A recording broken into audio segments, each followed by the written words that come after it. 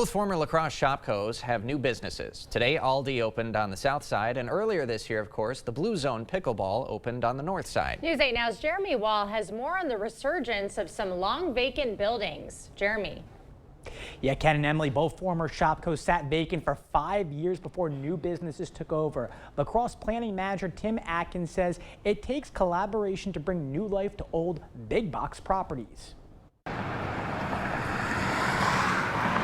Both former Shopko sites are hustling and bustling again. Aldi and Blue Zone Pickleball Court now call them home. Planning manager Tim Atkins says a lot of the credit goes to the people who own the buildings, but the city still helps out. What we've been able to do is facilitate local developers getting in contact with the out-of-state owners of those buildings and purchasing them. The city connects developers with their property owners to facilitate other sales and interests.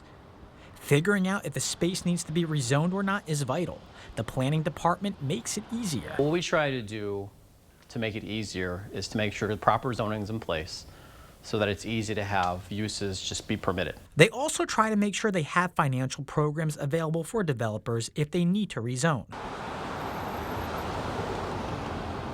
While both shopping centers are busier again, Ackland says there's many reasons why it took 5 years to replace the two Shopkos. One is the process of trying to acquire it from out-of-state entities that previously owned it, right? That's not a simple process to allow them to get to sale of the property and for local people to buy them. Ackland also blames the pandemic, saying interest rates and the price of materials have increased since then. Everything has risen super sky high, and it's making it, from a financial standpoint, a lot more difficult for people to fill these spaces. And then there's a lot of out-of-the-box thinking and challenges for finding that financial strategy. Lacrosse still has some vacancies. Some are slated to become more housing, while nothing has been planned yet for others. I know the Wells Fargo site downtown is vacant, and so that's something that we as a department are working with other local developers and other outside agencies to try to determine what we can do and how we can